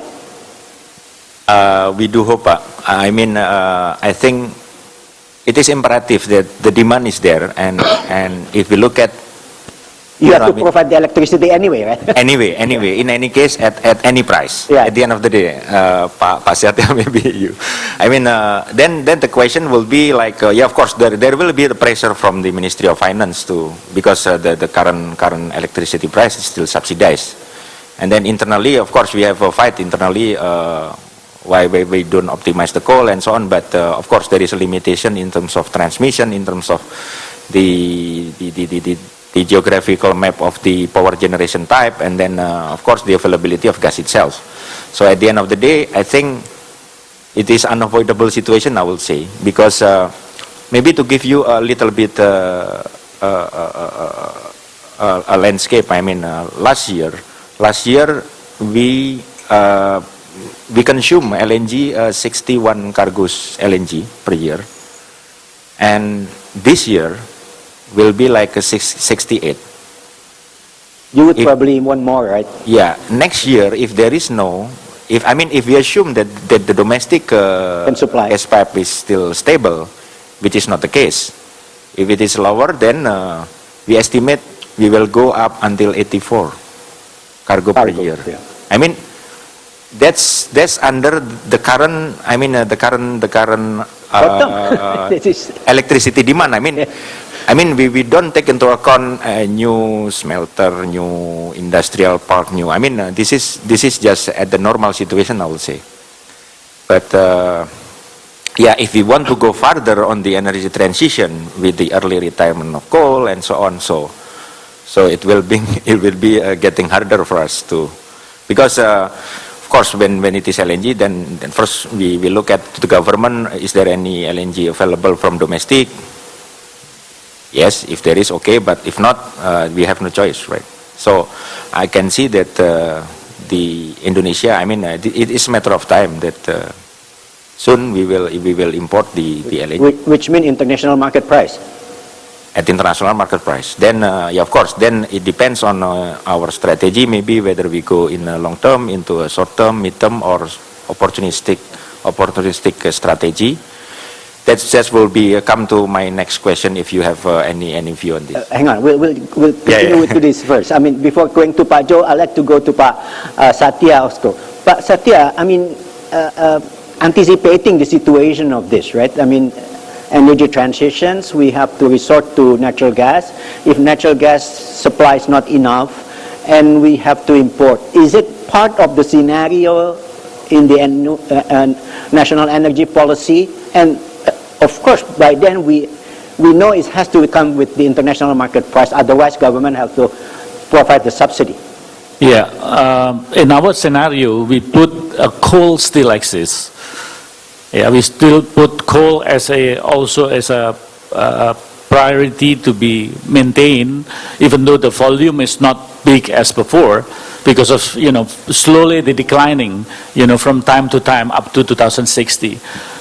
People may question Indonesia why you still maintain coal. Yeah, because of we put coal with CCS and CCUS. I mean, cleaner coal, I may say. And why we still put coal? Because we a lot of uncertainty around that scenario. One is the intermittency of the power generation powered by solar, for instance, but even with hydro. So we have to rely on the battery system. It's still a question mark whether the battery system is competitive enough or not. And the other factors that we still don't know yet is CCS, CCUS. We very much rely on that technology. You see, if everything doesn't work properly like would we expect, then we come back to coal. This is energy security first. Yeah, energy security first. So I do agree that we have to maintain our economic growth. So we cannot sacrifice our economic growth because of we have to be a transition from fossil to renewables. You see, so that's that's a bottom line of our scenario. Can I say that it is politically incorrect to forecast natural gas imports?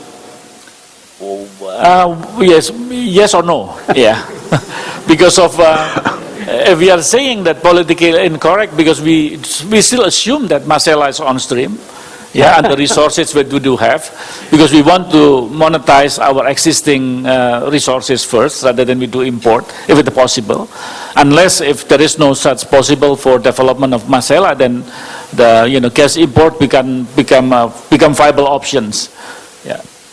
But Masela is an export project. Well, yeah, but they have to satisfy domestic demand first. I mean, our policy is saying that we have to satisfy domestic demand before we go for export. Do we have somebody from Inpex here? Yeah. No. Well, let's keep finger crossed, to be honest, with all the delay that the Masela proposed, it's not really on time. But again, we still put into our pictures, there is a potential for, Masela development. Pak Rahmat, I think you need to convince Pak Satya to put the possibility of importing LNG to the national energy policy. I would suggest that. Okay. Well, just bear in mind, I mean, we are not saying that we are avoid from importing gas, no. But if there is any options to develop our own resources rather than import, then we develop first. But if there is no such way, then import is one of solutions. Okay. The problem is any commodities that touch to the basic needs of the people, it has to be regulated. So we cannot use the market price and impose it domestically. That's So if domestic gas costs you double the imported LNG, you still give that priority? If domestic is double, then import? The cost. Yes. The cost? Yes. I think we go for import. Yes. Yeah, Okay, go for good. import. I mean, look Okay. at this. Okay, let's go. Pak Joe, you want to say something?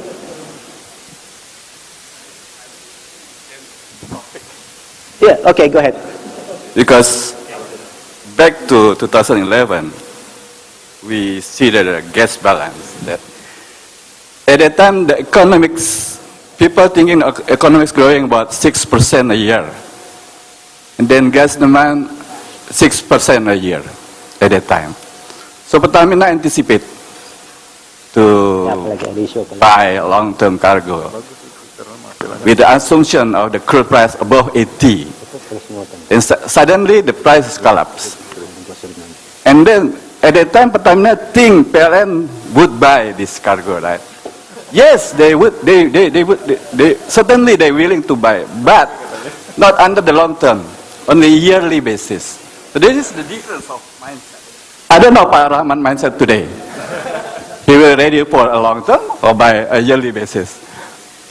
At that time, if Pertamina take a long term, then PLN take a yearly basis.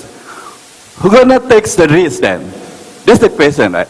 So the tomorrow planning, if Pak Rahmat going to take this risk, is okay. But if they want to align with Pertamina, then there will be a risk between two parties, right? Some the end user want to take a short term, and the supplier want to take need to take a long term. That's the risk. Another thing is that government always think that there is ample supply for domestic, because there is a lot of projects, Masela, Natuna, not gonna, no need for import. But today we know that the break-even price will be above $10, while American price is around probably $10 landed here. But it's very difficult to convince the government, because government still say there's a lot of gas in Indonesia. Then how to convince the government, Pak Fesharaki? He's from the outside, He said that it's from the outside is relatively easy. But go ahead, Fereidun, answer. Well, I mean, there was not a question, it was a comment, right? And I agree with it, so Okay. Okay. it's not a question there. Okay. I know Pak Chris is here. But Pak Chris, he used to be, when I was the official, he used to ask tough questions to me. Pak Chris Newton. You would like to ask question?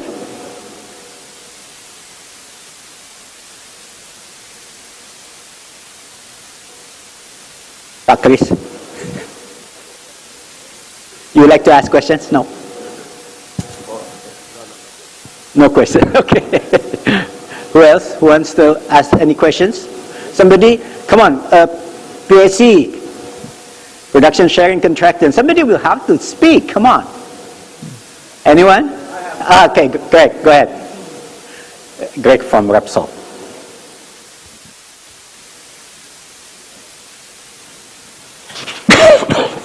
Good morning, Mr. Fesharaki. I have a question which touches on the ones that have been asked earlier. And it's always fun when you're an upstream guy, and I think they're probably mostly downstream buyers today. And of course, in Indonesia, the gas pricing and things are quite heavily regulated.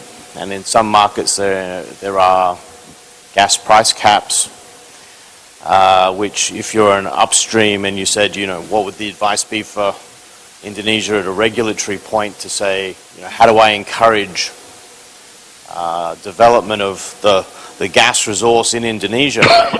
Well, gas pricing is part of it. The fiscal terms are part of it. And Indonesia is making now the difficult transition that sort of started in 2005 of going from being a member of OPEC to a net importer of oil. And, the same sort of thing in gas is on the horizon. What would you say is the best example Indonesia could look to in the world as a case of policy around this? Because it is intrinsically very political. If you're a gas buyer, your best advantage may come from insisting politically that you get a low gas price, but of course in 10 years' time there'll be no developments because there was no exploration. Where do you think might be a good place for Indonesia to look as an example? Particularly somewhere that it's transitioned from being, a player itself to perhaps more of a net importer environment while trying to sustain a local industry.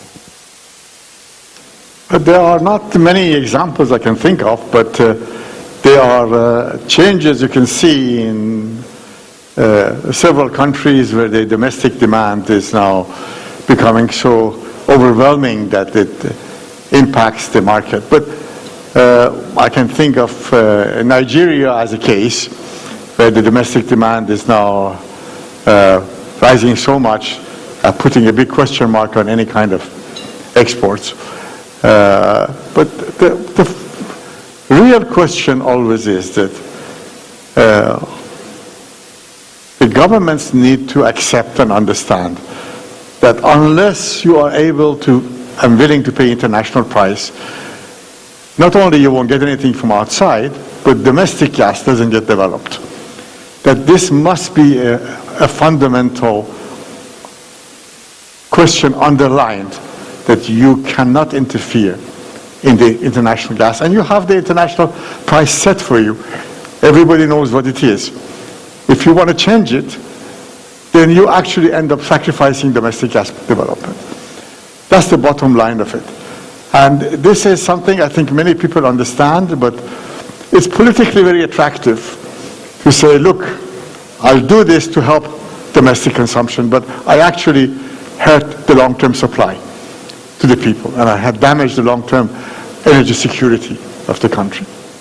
I can't give you a good example of similar cases, but I can see only in Nigeria where there are substantial pressures, and all this, the new Train 7 LNG that they want to build, they can't find enough gas for it because so much of it is being pushed by the domestic market.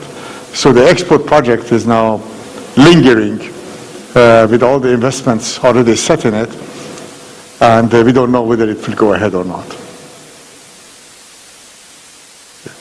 Any follow-up questions? Greg? No? Continue? No? Okay. Fereidun, just wondering, you talk to so many players outside Indonesia.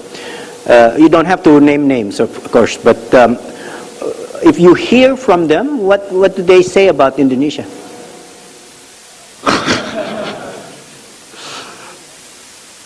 Well, Indonesia sort of has multiple drawbacks. One is maybe excessive populism. Every government wants to be populist, making everything happy and making the voters happy for now, but not wondering about the future. Accusations of corruption. There are more accusations of corruption in Indonesia than anywhere else. And people wondering, how can everybody be corrupt in a country? And the people that they have dealt with years ago, and they all thought everybody was perfectly fine. And this again comes from political pressure. So I think what I hear often is that the process of democracy to Indonesia was fast-tracked. And in the fast-tracking process, a lot of the normal developments were sacrificed. And in that process, I think, how many thousands of newspapers are in Indonesia? You can say anything and tomorrow be front page of some newspaper. But everybody worries about what they say, worries about what they do, and sometimes worry about making the right decisions because of the potential consequences. But the fact that Indonesian government feels free to intervene and set prices anytime for a country which is exported and imported at the same time, it doesn't give a good signal. That you cannot be, when you are an exporter and importer, you must accept the international rules. That is the bottom line.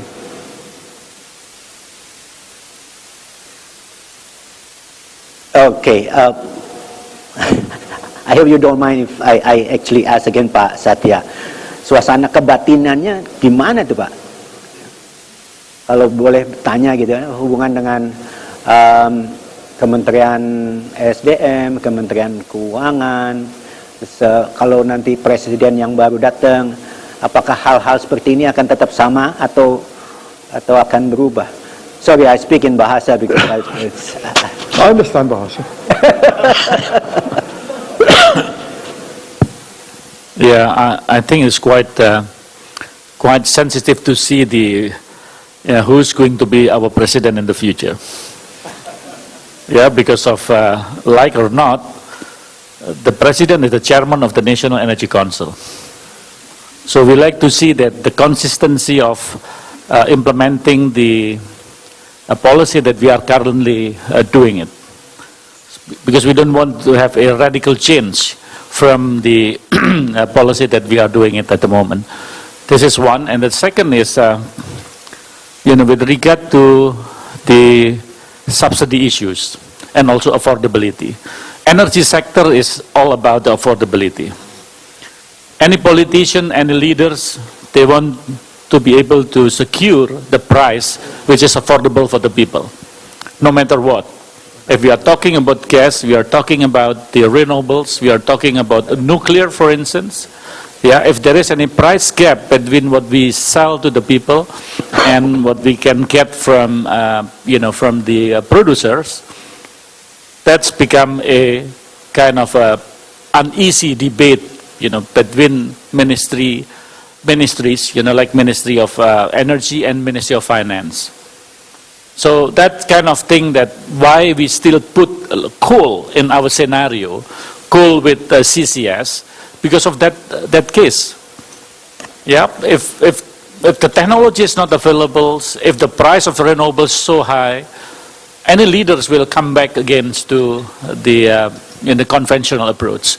But again, because of we like to see it that we are committed to reduce the emissions, then any fossil that we use, it has to be reduction emission component in it. You see? So our big mindset at the moment, we don't say that we want to phase out fossil. This is going to be wrong approach.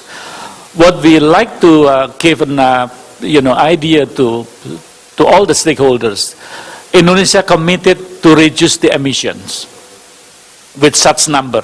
I can put that 456 million ton by 2030 with the international help.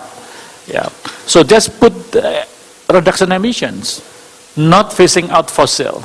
So any fossil that we are going to be used, it has to be technology that can make it even cleaner. So that's the way we manage Pak Wawan. Because of any leaders, probably easy to buy in that concept rather than we put renewable as a main priority and ignoring the fossil.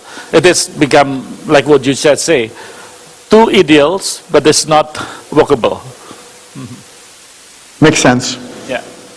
But you're defining a direction, and you can make correction in the process if it doesn't work.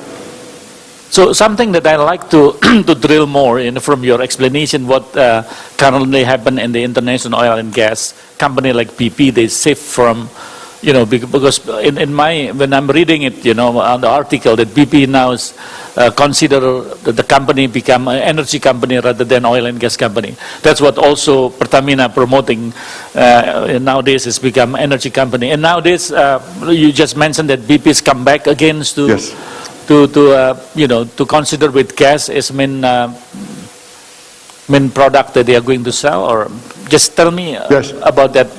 Shifting the paradigm. BP and Shell have walked back, and basically, while they keep the commitment very much, but they reserve the right to do correction in the process. And the idea that. Interesting, the shareholders who wanted them to move towards renewables, they sell the company shares when they are actually going to move towards renewables because the profits are so low. Fundamentally, they look at the profits. But everybody changes the name. Even Qatar Petroleum is called Qatar Energy. Total is Total Energies. Everybody sort of making sure. I'm glad that from the beginning, my company is called Fax Global Energy, otherwise I would have to change the name also. And I told Jeff Brown that we should have also carbon neutral by 2050. And he said, but we don't emit carbons. I said, but it's good on the paper, it looks good, that we are also moving towards that same direction. So it is only very sensible that Indonesia keeps coal into the picture. Coal with CCS, yes. And it would be a massive tragedy if that is not included. But it must be included. And 5 or 10 years from now, you find out what the progress is. And you sort of make corrections in the path. And make sure that you stay on top of the direction of the market, but not ahead of the market, not behind the market. Okay, we are towards the end of our session, but before I close, if anyone would like to say a few words, ask questions, comments, feedbacks, criticism. Oh, okay, go ahead, please.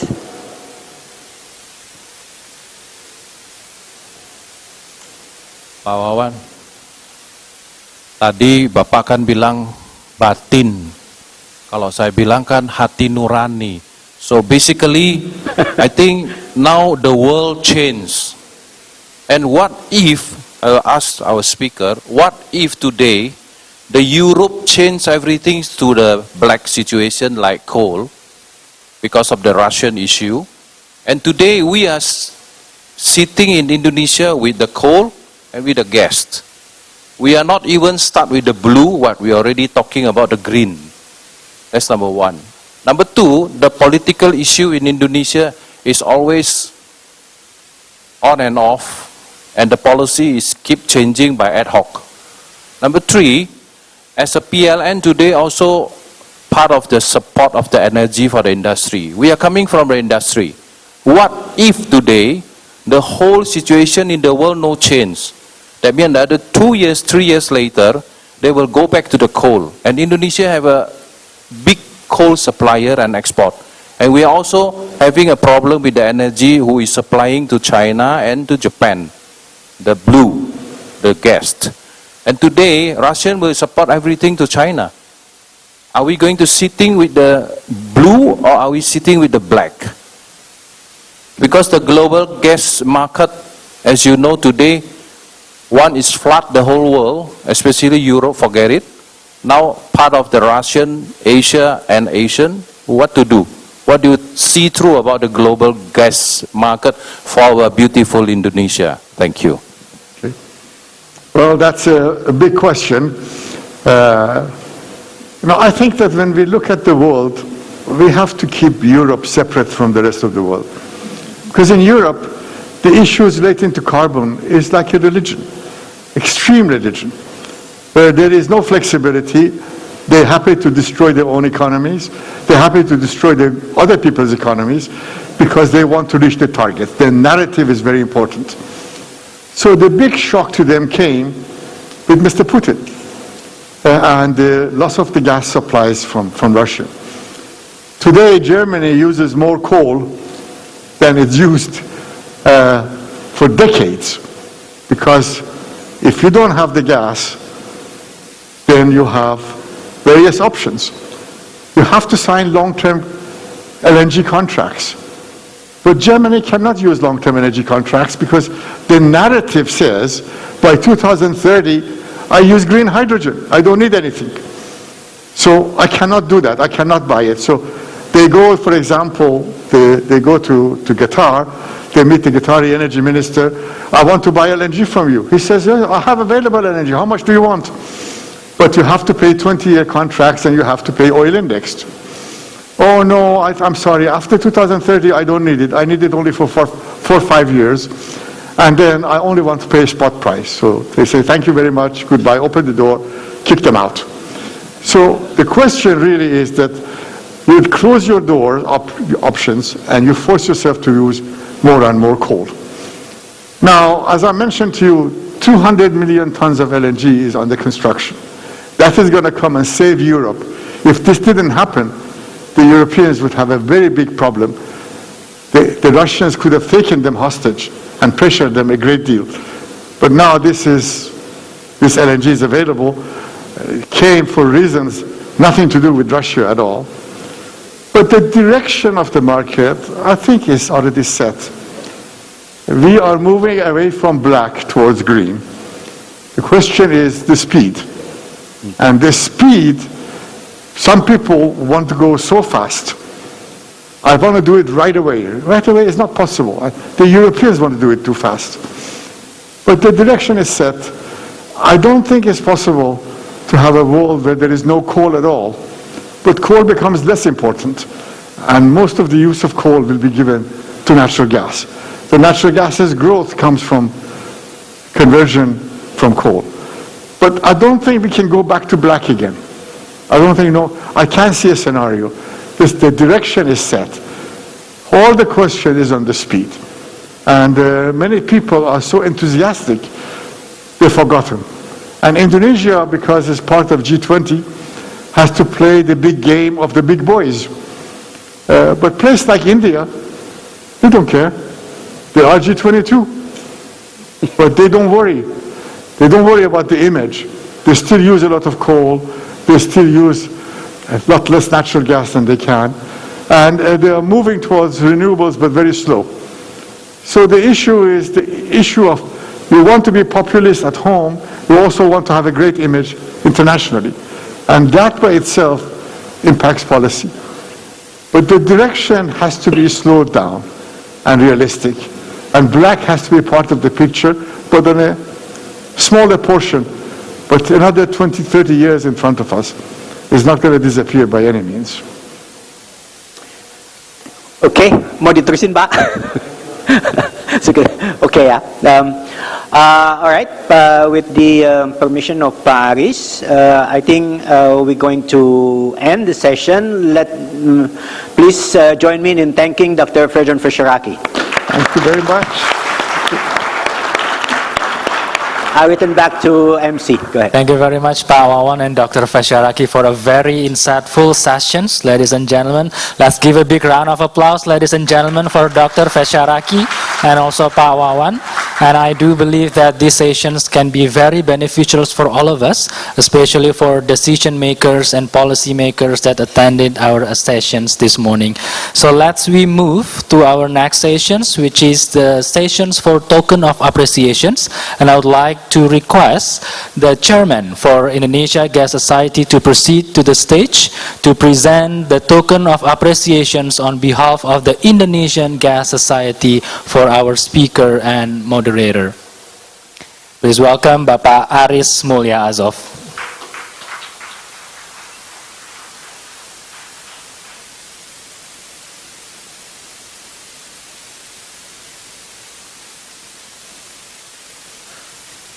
So the first token of appreciations will be presented to our speaker, Dr. Fereidun Fesharaki.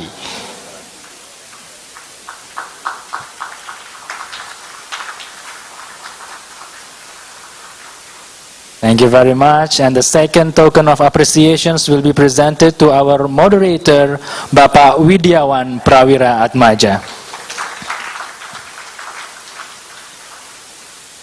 We have a picture together, Pak Aris, Pak Wawan, and Dr. Fesharaki.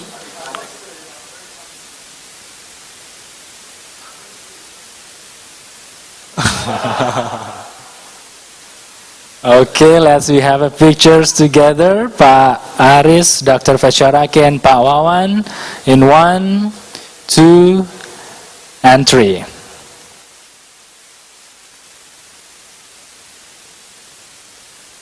Okay, thank you very much. Let's give a big round of applause again, ladies and gentlemen.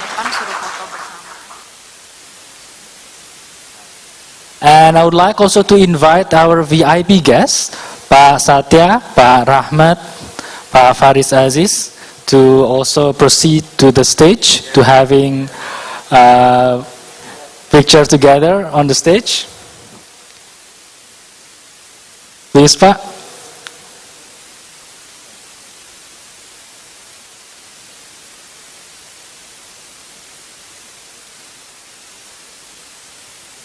And also all the advisors of IGS, Ibu Yeni, Bapak Hari, would like to request to proceed to the stage.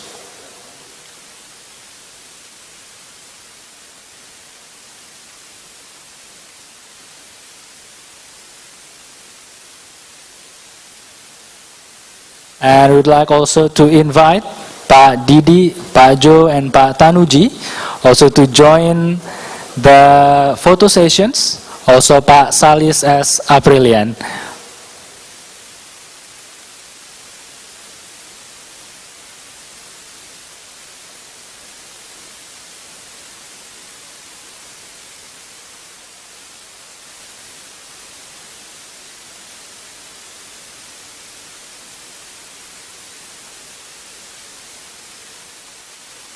Okay, thank you very much, Bapak Ibu, for a very great momentum between the top leaders of oil and gas industries in Indonesia.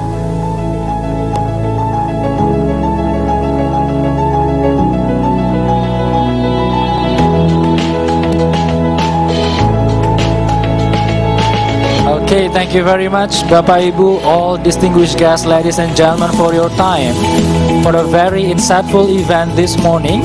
On behalf of the Indonesia Gas Society, we would like to thank you and appreciate for your time. And after this, we would like to invite you to join the networking lunch. It's time for gather, reconnect, and also get in touch among the top leaders for oil and gas industries in Indonesia. Food and beverage has been provided in the foyer area, and we would like please to join the networking lunch. On behalf of the Indonesia Gas Society, we would like to thank you. Wassalamualaikum warahmatullahi wabarakatuh.